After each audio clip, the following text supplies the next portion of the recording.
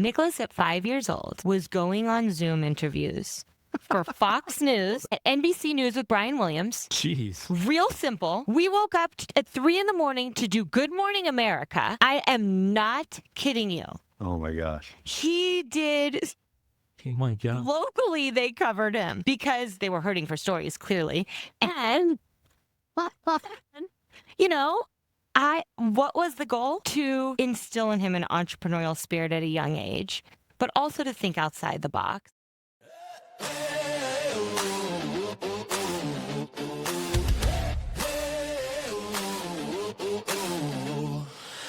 Lean closer. This is your time. Hit record on your crooked life. What's your story?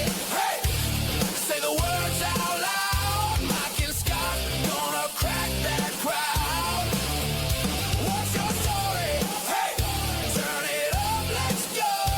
Every voice, every scar, every road.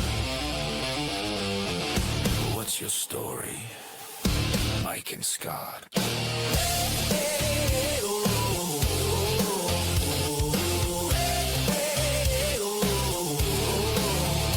Let's talk.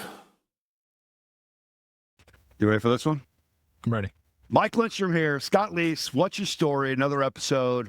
I'm excited about this one. Anytime we bring an owner, publisher in to talk about media, social media, and all the fun things, and California lady, too. Oh, yeah, you're going to always bring in the connection that you always get up front. So I want to make sure I get this right. Paradise Valley City Lifestyle and Scottsdale City Lifestyle, owner and publisher of the magazine. Now, I'm not going to get too much into this because I think there's a lot of story to it that I want to bring in. So Nadine Bubeck, I want to make sure I get that right. Nadine. You got thanks it for right. joining us. Thanks for joining us Thank you. today. It's rare that I'm in the hot seat. This is the best. So we always start off every podcast with What's Your Story? So you can take us wherever you want. So I have 45 minutes. Yep. It's You like have 1, 2, 45 3, minutes. go. Go. You can do it all in one take. No. All in one take. You can do it. Well, it's been done. Well, I am a one-take wonder. It's been done. Okay, so what's my story? What's your story? Well, you mentioned California. I'm from California, but I've lived in Arizona longer than I've lived anywhere else. This is home. This is where I'm raising my kids. My husband's from here. I spent 10 years on air as a news anchor between San Diego and Phoenix. So I know that you're really into surfing. I was covering surf competitions in, all over San Clemente and San Diego. It was such a fun job. I worked for the Fox station there. Transitioned to work in Phoenix. I worked for Channel 5. This was before the duopoly of 5 and 3. So I was the morning show traffic anchor with other names you might remember: Maria Piani, Pat McReynolds, Paul Horton, Nicole Kreitz. Yeah. A lot of them are on the evening news now, but we were the morning show team. Then I decided to have a few kids, got married, had 3 boys. And I transitioned out of TV news, but still stayed very immersed in media. So marketing, PR, digital, writing, local, national, you name it, I've done it, I do it. And then 3 years ago, I took over Paradise Valley City Lifestyle, which we're going to dive into. Yes. And then starting in June, I'm also the owner of Scottsdale City Lifestyle. That's a big deal. That's So great. I wanted to keep that tight. Now I feel like you're going to ask me a billion questions. Well, first of all, 1, 2, 3, go. By the way, he has 2 sons. I have 2 sons. Oh, so good. you So have we're both very of them. biased towards boys. A little Yes. bit. My boys are 12, 12, 11, and 8. And actually, you should have my 11-year-old on because he's a sports reporter. Is Follow is that him what he on wants to do? Instagram. It's adorable. Yes, my he God. loves it. How did he get the bug on that? Like, really? really? Well, no. Did he know at a young age just Come on. watching mom on TV? Well, he's obsessed with sports. Uh-huh. And, I'm a package deal. So I bring my kids wherever I go, to photo shoots, to whatever. The other week, we were sitting in the rah-rah room with Dylan Brooks, and he was talking it up with him and So good. for a photo shoot. And, he's just very pure. He's not shy. He's pure. He's sweet. So the players really take a liking to him. I bet. But you should see his Instagram. I mean, well, you we'll check name it it, out. he's done it. Tell us the handle. At Sports with Zaza, Z-A-Z-A. We call him love it. Zaza. So there's my my God. there's We'll my have to have shameless him on the tease. show. You have to have him I know. on. He'll be our It'd youngest so guest funny. ever. Your Yes. youngest guest. I thought I was. No, well, it's close. It's close call. We had a dog on the show. We've only had 1 dog, but that person that young, I don't think we've had No. anywhere close to that. so I'm we'll trust curious that. about how that podcast went. Yeah, But it was interesting. So tell us about the TV bug. When did you TV bug. like? Okay, that's it. I'm going to go into Yep. TV. That's where did that stem from? you know what? When we were young, we used to have to write papers versus AI or type papers. And I still have my autobiography. I still have it. And it said 2 things because we had to manifest. I think I'm 7, 8 years old and I have it.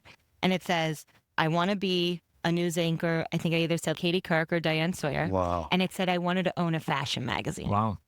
I never became Katie Couric or Diane Sawyer, and my magazine is not based on fashion. But the Wow. path has a very Yeah, you got interesting close. way Yeah. in working out. 7 or 8 when you wrote this. Yeah, I do believe in writing it was things a school down. assignment. It was a school assignment. That's great, man. It's And I'm a hoarder, so I keep everything, Love and I'm that. so glad I did. So was it one of those two watching them on TV?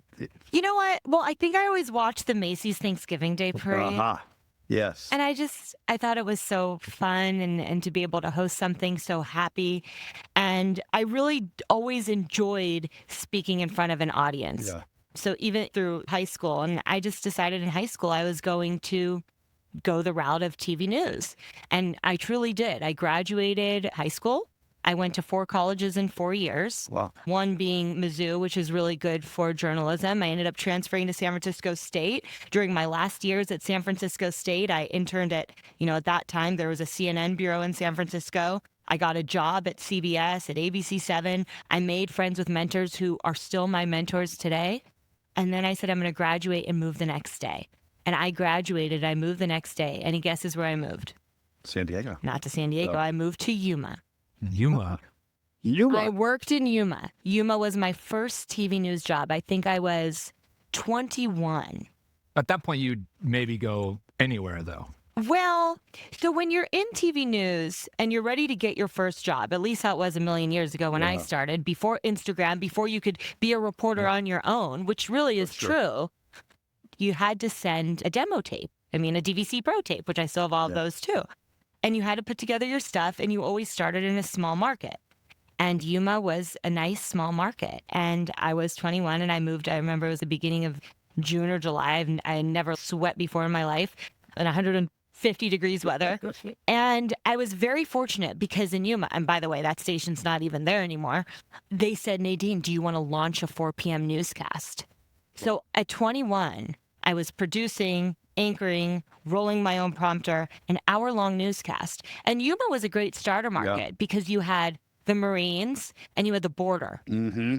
In fact, I was sent on assignment on the HMS Illustrious, a Royal Navy carrier out in the middle of the Atlantic Ocean at 21 years old, covering the first time U.S. Harrier pilots were taking off a non-U.S. warship. So it was great. That's so cool. You know, we had Yetta Gibbs on. So one of I her love stops Yetta. was in Vegas. Yeah, well, well, I'm And she's surprised like- she's not still there. Well, she does love Vegas. She Yeah. said she actually still has a propensity for it. But listening to you all talk about the ascent, Yeah. looking for the next market, looking for the next market. So I didn't know the Yuma stop, though. Tell me about the San Diego stop off. So then I was looking for a job in San Diego because I really wanted to get there. And I'm going to try to explain this. It was the first in San Diego, Fox was on Channel 6. And Fox was changing its affiliate to another station. So they were starting what they called at the time, if you Google it, the new Fox 5 San Diego. And it was owned at the time by Tribune, which is now Nexstar. And Rich Goldner, who I still keep in touch with, the news director there, he hired me. Bless his heart, because I lied my way into that job. I told him I knew how to VJ. I told him I knew how to shoot. I told him I knew how to edit. I told him I would do anything, and I would do anything, but I had no idea how to do any of it. Yeah. And I was there the day that the new Fox 5 started, and I will never forget, because forever, for the rest of the years after us, Fox will be on Fox 5, and I was there the day it started, and it was such a fun station. In fact, I was talking to someone earlier today. I had more fun those 2 years that I did in college. I mean, Fox is great. We had such great leadership. It was everyone was young and fun and supportive. You should have Kathleen Bate on. She's actually from here, but she was a news anchor there for 30 years. And so there was a lot of Arizona connection, and San Diego it was a dream. I remember watching. I went to UC San Diego. Okay. And I went to law school, Cal Western, and I watched those channels. So Yeah. these names, you're bringing back memories. Chrissy Russo is one of my best friends. She was in my wedding. So Where she is she did now? weather. She just left. Like media altogether? She's going to start her own thing, so stay tuned. I'm not going to Yeah, say okay. anything yet, but Chrissy was weather 25, 30 years. Yeah. If you lived in San Diego, Oh, if you yeah. know San Oh, Diego, yeah. you watched her. So it's interesting talking about the hunt, the grind, and want to move in these markets. And now you get people like you, like Gary Pena, that said, you know what? I'm done with the media. I'm going to go a different route. I'm going to build my own thing. Yeah. So was that tough for you? Did you say, I'm done with me? What was your thing? Did you say, that's it, I'm done with media. I'm getting on TV. I'm going a different route? Well, that's a good question, because after San Diego, I transitioned to Phoenix. I met someone here in Scottsdale who's from here. I got the job in Phoenix, and I worked for a few years on air here in Phoenix, and it was great. I mean, a great station, and being part of a morning show, I was young, and it was fun, and I wrote for other magazines locally. It was a great opportunity. But I think once I had my first son, which I now have 3, there tends to be a shift. There tends to be like, am I waking up at 3:30 in the morning to feed my baby, or am I waking up at 3:30 in the morning to go on TV? And where is my heart? And my heart wasn't in traffic, and we all knew that. So I cut ties with TV news at that time. But to answer your question, it doesn't leave you. It never left me. Yeah. My love for media is in my heart. It's in my soul. TV's never left me. I've stayed pretty consistent on TV since the day I left news. I just did it in different ways. Yeah. And I always say, some people get their high off Pilates, which I did because I'd have much more muscle. But I get my high off creativity and I love and connection, and I love the media world.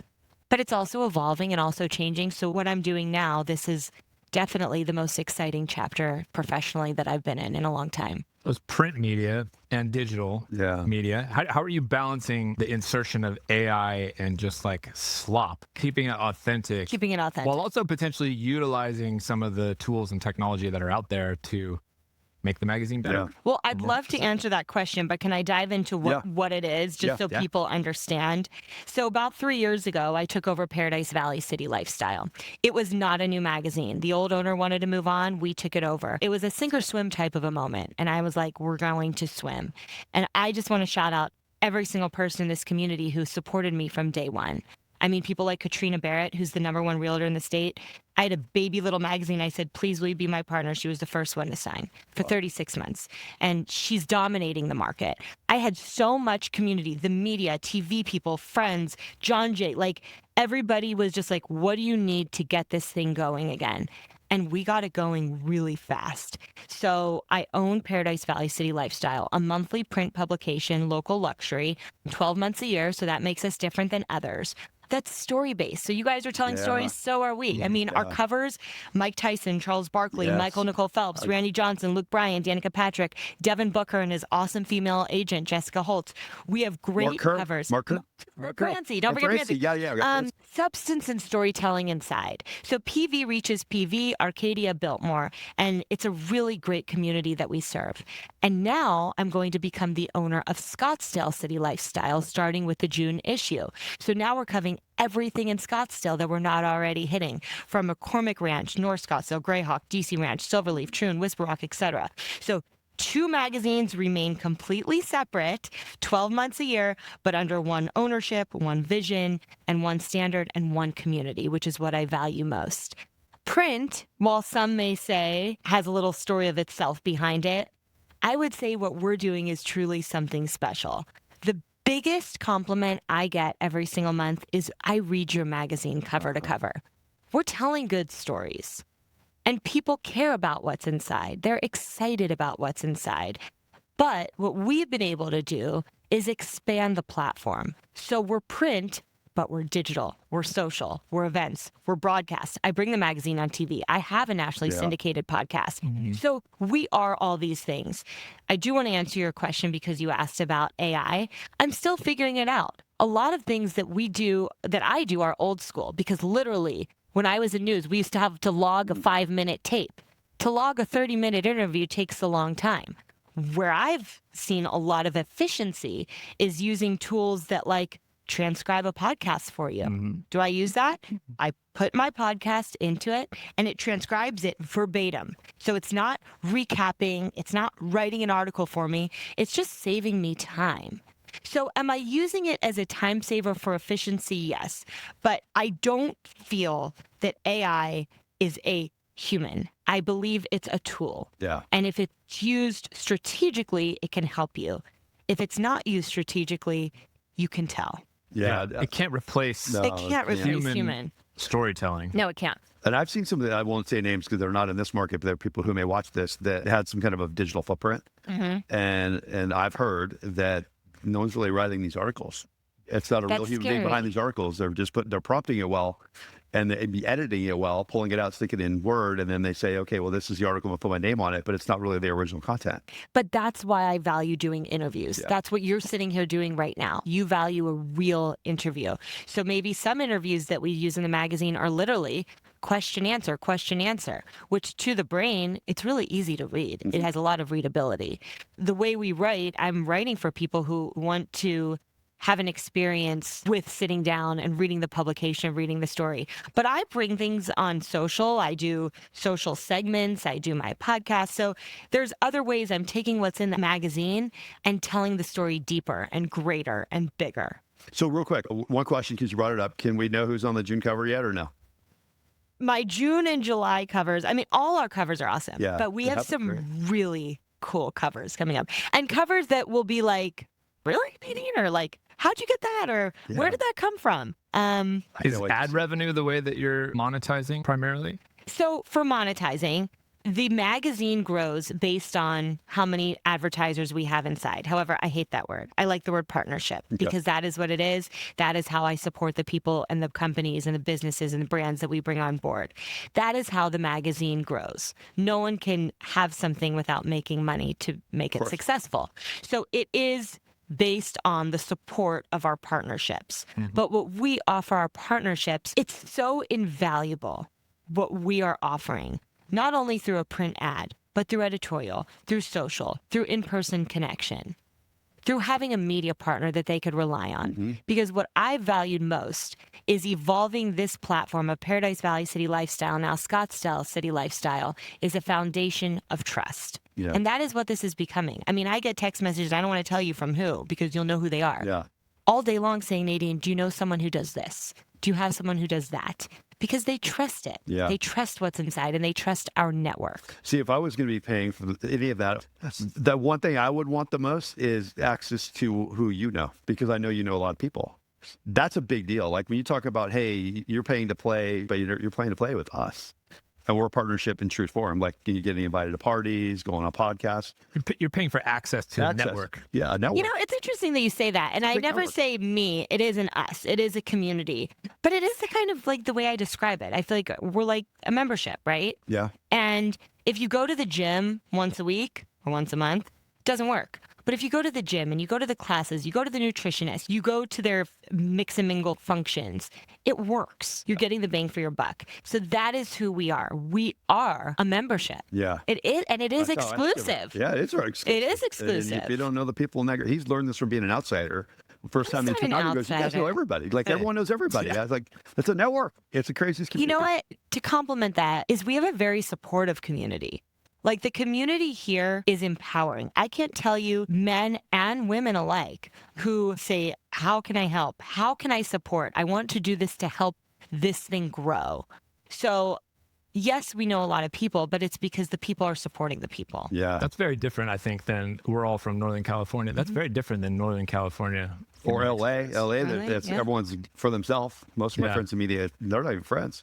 It's not dog eat dog. No, Yeah. I mean, I don't think it is. You go to a nonprofit, you might see Channel 3 person, Channel 5 person, and Channel 15 person. Everyone's having cocktails. And you're like, oh, how do you all know each other? Oh, we started together on Channel 5 like 12 years ago. yeah. And everyone remains supportive of each other. The And they stories still are. They still are. I mean, all the people that you've had on the show are still very supportive Yeah. of one another. I mean, And that's how. and of this. But the question I have is the once a month thing. Like we do this once every, 7 or 8 weeks. There's prep that goes into it. There's the full day. As soon as that hits the shelf, that month goes out, your brain goes into, and it's already going into mode of, how do you do that? Because that's stressful. You know what's so It's stressful. interesting? So in TV, you live in the now. You don't live in the 5 minutes ago. You don't live in the tomorrow. You live in what's happening now. That was the biggest mind swap I had to do in my head. I literally live in the future. Like my October cover's done. Wow, that far out, huh? I mean, you don't have Sure. to be that far out, but I'm an OCD planner. I'm a type A personality. I do like to plan ahead. 6 months ahead all I'm the time. not all the time. I'd love to be though. I would love to be to get to that point because it's efficiency, right?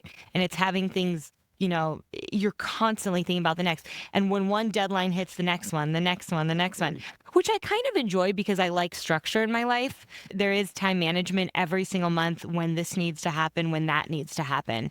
I do a segment on Instagram called Purely PVCL. We'll be launching our one for Scottsdale as well in June.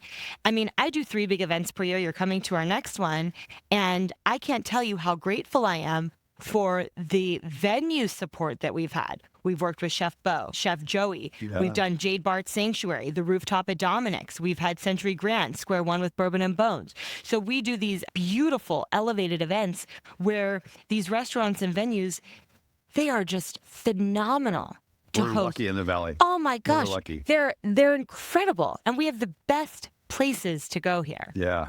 What was the one you did at Grand? Century Grand. Which one was that? So that was the one in February. Okay. And I don't know if you've been to Century I Grand. But, have. oh. So cool. What a So we concept. had the whole thing. So we had the train bar. The whole we- thing? The whole thing. We had the Oh, train man. bar. Then you could go to Undertow.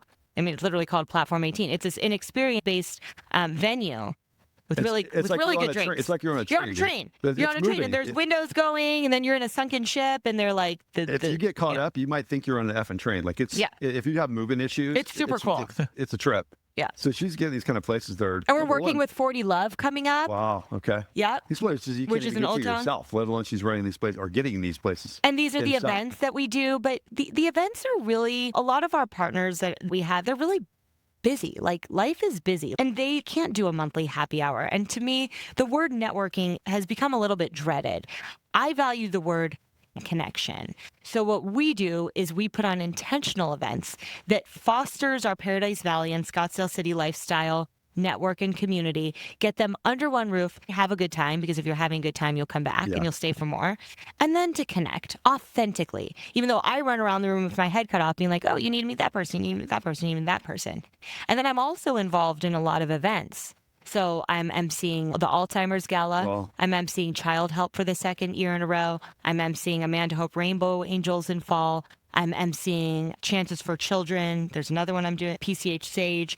So while I can't join any board, I'm very supportive of this community that has done so much for my family. You stay neutral when it comes to getting on nonprofit boards. I don't want to do You a don't wanna do board. it? Oh my It's a big gosh, deal. so I know. it's a lot of work. A lot. It's a lot. I'll support them through media. I mean, I will always support them through media. I'm happy to MC. Do you feel like the Yeah. amount of work that you have to do just doubled with the acquisition of this? That's a good second question. I've been asked that magazine? question a lot. I don't want to say it's doubled. I want to say I need to have a firmer system. But a lot of the things we do, you have to understand. PV, Arcadia, Biltmore, Scottsdale, it's kind of a bleeding market. So there might be sometimes that we do similar things or similar stories, but each one will maintain its own identity. Another thing is that a lot of our partners, they want presence in both publications. So it doesn't necessarily mean double the work. And frankly, at one time I looked at my life as work. Now this job doesn't seem like work. Like I used to work in passion. corporate. I used to work a 9 to 5 or really a 3:30 in the morning to a 12 or the night shift. But now when you live it, it's not work. It's enjoyable. I find myself thinking about it, not dreading it. I want to see her social calendar. We were talking earlier to someone about their actual calendar. I want to see your social calendar. That's got to be bananas. My husband's like, Nadine, sometimes you got to say no. And sometimes you have to say no. Yeah. But I will tell you this. I do not miss my kids' games. Good. I do love not to hear miss that. my kids' games. I mark off my calendar this Thursday. I'm marked off for a field trip.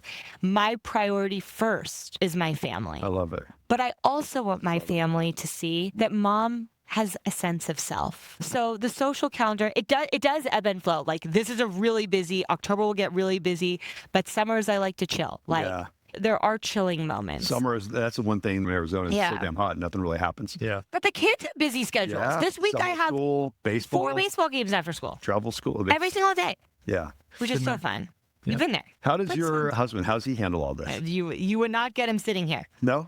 No way. Is he? He's not. He's not Instagram. He's not anything. But God bless him. I wish I could do that. he's Yep, all social. Get off of it. he's forever. worked for the same company for over 25 years.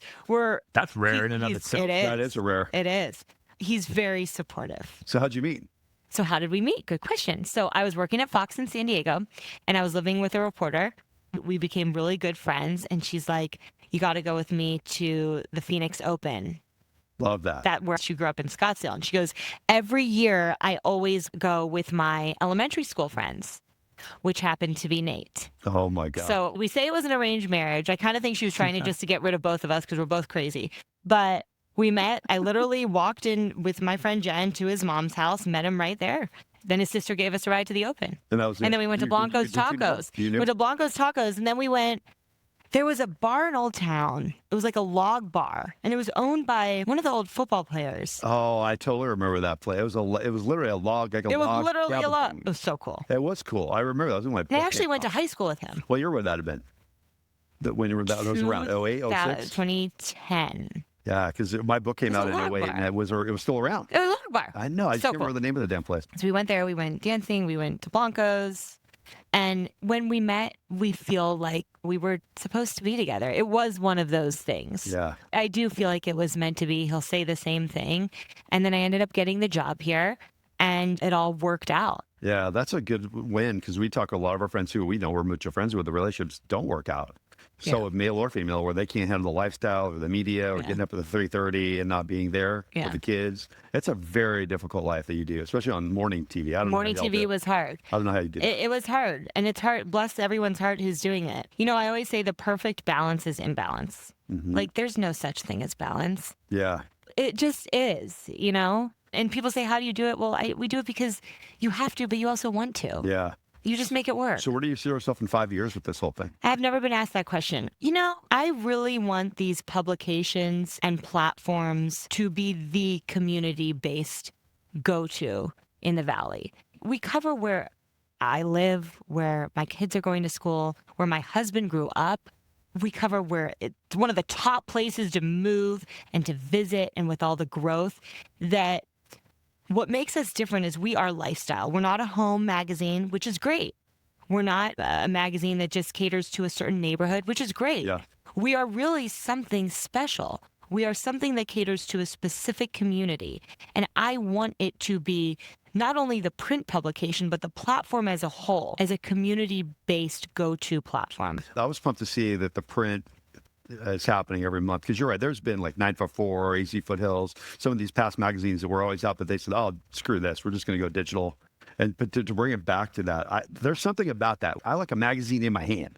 Well, In my hand. And I will say what's different, and it is true, and people are going back to it. And please, everybody who's listening, please read a book, a magazine, not a Kindle, not Physical your one. Read something. So you don't buy our magazine. So that's kind of the coolest caveat. You're not buying us at the front of the line at Sprouts. You get us in your mailbox, and anybody listening, I will add you to distribution. Yeah. If you are in our demographic, you get this in your mailbox every single month. So we are known as a library publication, which means recipients on average have 6 to 12 copies on hand and on display because they're relevant. They're not throwing away May and June because May's still a very pretty cover. Yeah. There's still something special inside. Yeah. Do you think about expanding to other parts of Arizona? Good You question. could have a whole I love the way magazine you empire. think. So I own Paradise Valley City Lifestyle. I own Scottsdale City Lifestyle. But we are umbrellaed under the City Lifestyle Publication Group, which operates and manages over 200 publications nationwide. So there are other people that own other markets, and everybody's doing wonderful things in their communities. Yeah. These are the only two I want to own. But I'm so fortunate to have an umbrella company that does the printing, that does the layout, that does the distribution, that does the digital, that does the SEO.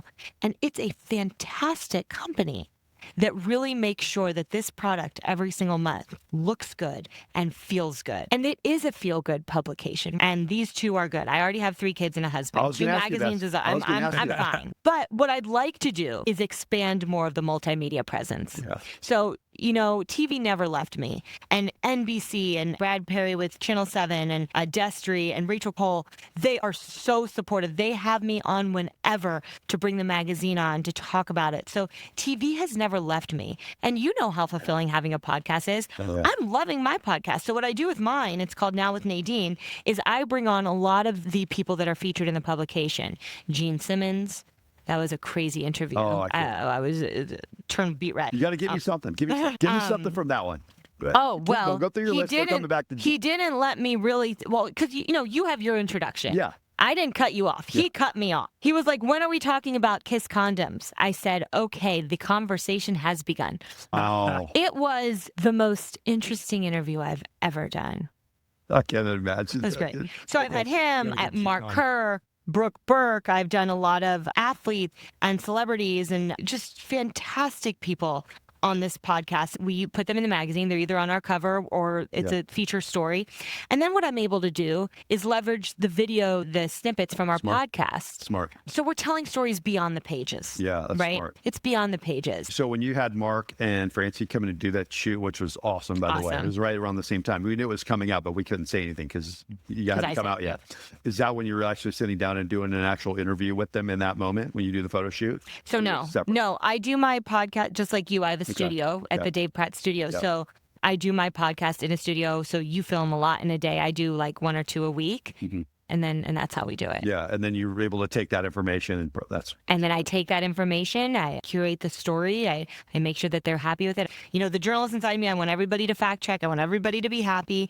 Then it goes to print, and then that's when we push their podcast live, nationally syndicated, how you guys are, and then we can use the video portions on social. We always ask about social media, whether it's your rules on this with your family, kids, being that you have kids, if they're on social or not. How do you, well, it sounds like you're already down that path. Sounds like we're But exploiting. what are your rules of engagement around that when it comes to this, yes, this, no, that, when it comes to whether it's being a mom, having the kids, because they're watching mom and they're watching dad. When I left TV news and I started doing more lifestyle segments on my own, like I did a lot of, at that point, there was something called a mom blogger, which I hate that term, but I would do a lot of TV segments, and half of them, it was me holding my baby.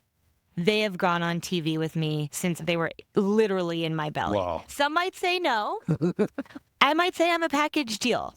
Now, is there a boundary? You don't know what the outside of my house looks like. You don't know where my kids go to school, really, unless you really know. Yeah. I mean, I try to be careful, but I also try to normalize it to a certain degree because it is a part of our life.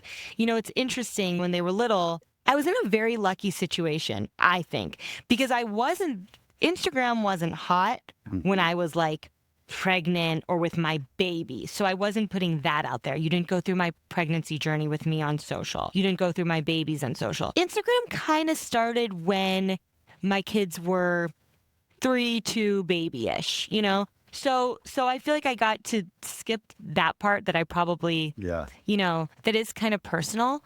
And I have posted them, and I always have, but I've always tried to be tasteful. Yeah. Is sometimes too much? Yes.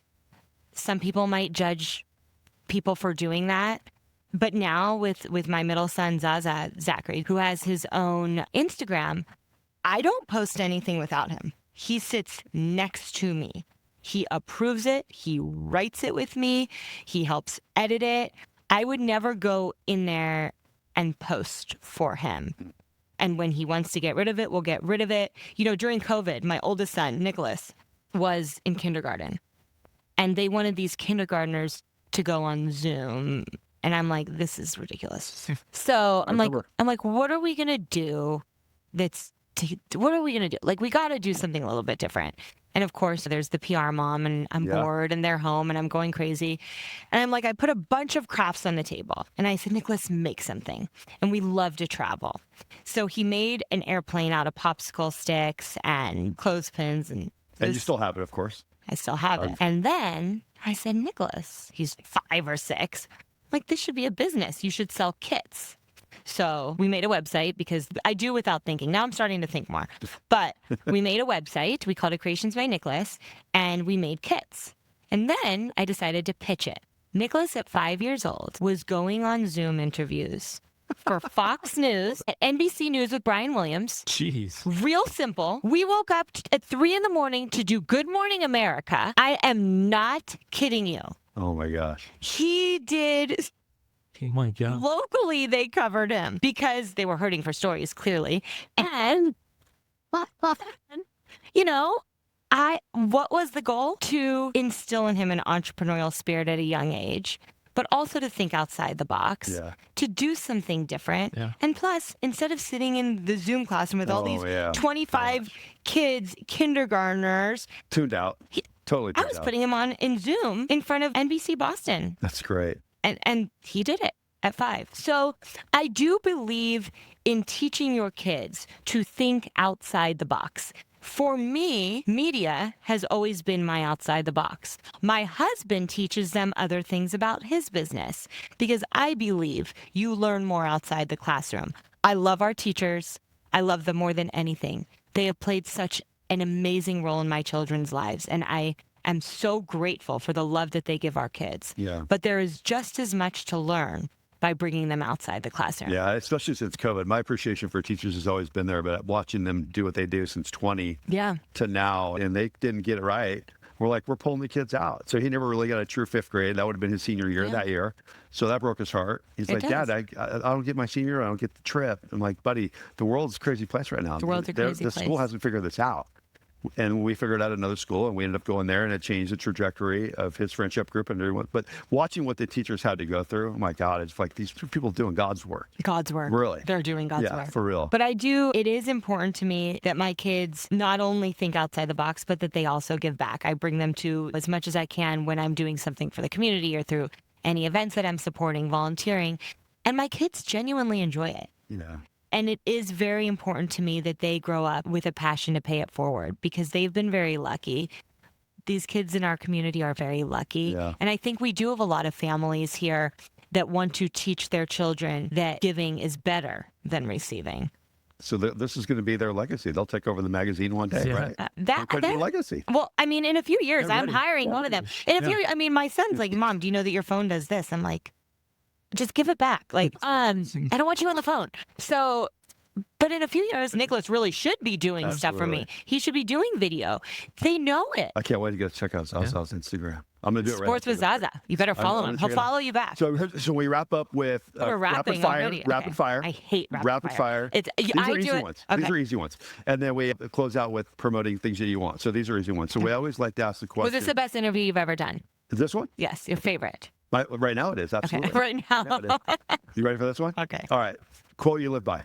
Fear is a useless emotion. That's a good one. Favorite book all time. One that will teach you something or one that I couldn't put down? Either way. Either way. I mean, I'm in a book club with my neighborhood. And Oh, you do book club? yeah, well, I haven't done it recently, but I mean, we read all the things. So I don't know if I'm going to marry my favorite book I've ever read yet. What was something you learned from your parents? Could be a value system or something that it's absolute and you're going to hand that to your kids if you haven't already. Something you learned from them. My parents, while divorced, they both have always expressed how proud they are of me. And my parents always put it in my head that I could do anything. Like, they never said no. They never said don't do it. They never said I don't think you can. And after my parents got divorced, I was raised a lot with my mom as a single mom. I always saw her working, but I think that was always a good example to have mom who worked. My dad has always been a hard worker. He's always been supportive of the things I've done. I was talking about this with my husband the other night. My middle son is having trouble falling asleep, and he'll come in at 2 o'clock in the morning and then open the door and scare you half to death like someone just broke in. But he comes in the middle of the night, and then you just need to walk him back. And I said to my husband, my husband's like, dude, he's got to stay in bed. And I'm like, how safe he must feel to come in to us in the middle of the night and know that we'll walk him back. And know that he can do it and not be scared to bother us in the middle of the night. And my parents always made me feel safe in that way. Yeah. And I want them, that is something I will carry. We won't go on the other side of the dysfunction and all that. No, That's another podcast. We all have it. That's the mental health podcast. That's an interesting discipline. I'm sure you're probably this way too. Walking the kid back. We're co-sleepers our whole life. Really? Co-sleep. And again, we still sometimes will co-sleep. Even though Cole was on the couch this morning when I woke up, I'm like, buddy, what are you doing out here? Like, you just fall asleep anywhere now. It's just a paradigm. But to have that discipline, that's a big deal. But to watch your parents, watch your mom and dad and what that instills, and your kids are watching you do it at the same time. Not everyone has that. Yeah. I mean, there's a whole other side of stories, but to focus on the positive, they always made me feel safe and loved and proud of me. Yeah, that's good. Well, I appreciate you for coming on. Oh, we're ending on that question. Interesting. No. So I want to hear what you're promoting. Well, I mean, is this when I look in the camera? Yeah, whatever you Am I want. looking into the right camera? Okay. Well, if you would like to receive Paradise Valley City Lifestyle or Scottsdale City Lifestyle in the mail, you can email me your address, nadine.bubeck, nadine.bubeck @citylifestyle.com. Please follow us on social. We're on Instagram at my personal, which please still follow, at Nadine Bubeck, Nadine Bubeck, at Paradise Valley City Lifestyle, and at Scottsdale City You Lifestyle. got that down, don't you? Is that fine? Oh, it's great. The spelling, I've That's spelled how my name TV too. works back It's in the day. Is that rapid fine? fire. I like She's that. got it. Well, Nadine, thanks for coming on. I appreciate Thank you for having me. This was so much fun. This is something I want to do again. I would love that. I mean, we always say that 45 minutes is usually not enough. That's why we have people come back. Well, I tried to let you speak a little bit. No. Well, we like to, it's called What's Your Story, not what Mike. Well, now I want to know your story. Well, we'll I'm come on your we'll podcast. flip that. We'll do Yes. it. We'll do it. Come We'll on do up. it. Yeah, I would do it. love that. All right, well, that's another episode. Scott Leese, my man, Mike Lindstrom, Nadine, thanks so much for coming on. Thank you. Another episode in the can. Thanks so much.